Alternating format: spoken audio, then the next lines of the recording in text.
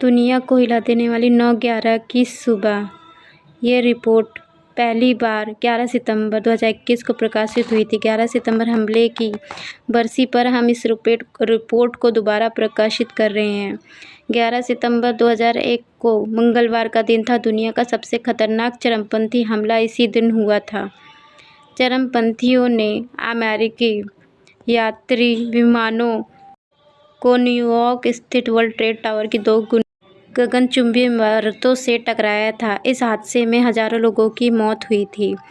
इस हादसे से न केवल अमेरिका बल्कि पूरी दुनिया दहल गई थी। तब से इस दुनिया के सबसे खौफनाक हादसों में गिना जाता है।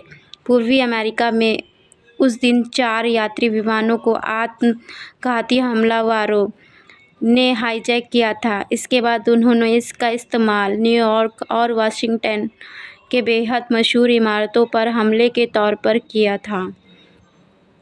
2 विमान न्यूयॉर्क के वर्ल्ड ट्रेड सेंटर की 2 इमारतों से टकराए। पहला विमान स्थानीय समय के मुताबिक 8:46 से उत्तरी टावर से टकराया, जबकि दूसरा विमान 9:03 पर दक्षिणी टावर से टकराया।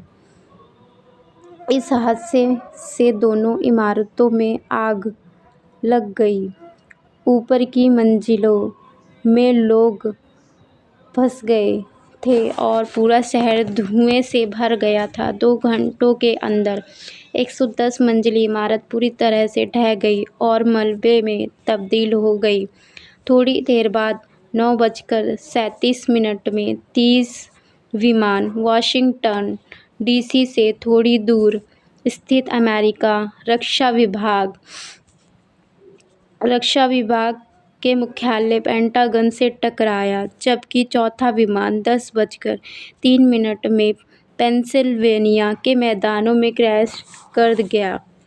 माना गया कि इस विमान से चरमपंथी वाशिंगटन डीसी की कैपिटल बिल्डिंग पर हमला करने वाले थे। इस हादसे में कुल 2,977 लोगों को 19 चरमपंथी को छोड़कर की मौत हो गई थी। इनमें से अधिकांश लोगों की मौत न्यूयॉर्क में ही हुई थी। इस 4 विमानों में कुल 246 यात्री और चालक दल के सदस्य सवार थे। सबकी मौत हुई। वर्ल्ड ट्रेड टावर की दोनों इमारतों के गिरने से 2,606 लोगों की मौत हुई। पेंटागन में हुए हमले में 125 लोगों की मौत हुई थी। इन हादसों में मरने वाले सबसे कम उम्र क्रिस्टिन ली हैसन की 2 साल की हैसन की मौत विमान पर सवार अपने माता-पिता के साथ हुई थी, जबकि सबसे अधिक उम्र के सदस्य 82 साल के रॉबर्ट नॉर्टन थे, जो अपनी पत्नी जैकलीन के साथ एक शादी में शामिल होने के लिए जा रहे थे।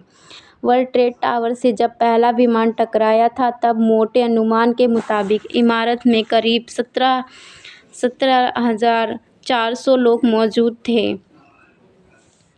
उत्तरी टावर में जहां विमान टकराया था, उससे ऊपर मौजूद कोई शख्स जीवित नहीं बचा, जबकि दक्षिणी टावर में जहां विमान टकराया, उससे ऊपर की मंजिलों में केवल 18 लोग जीवित बचे।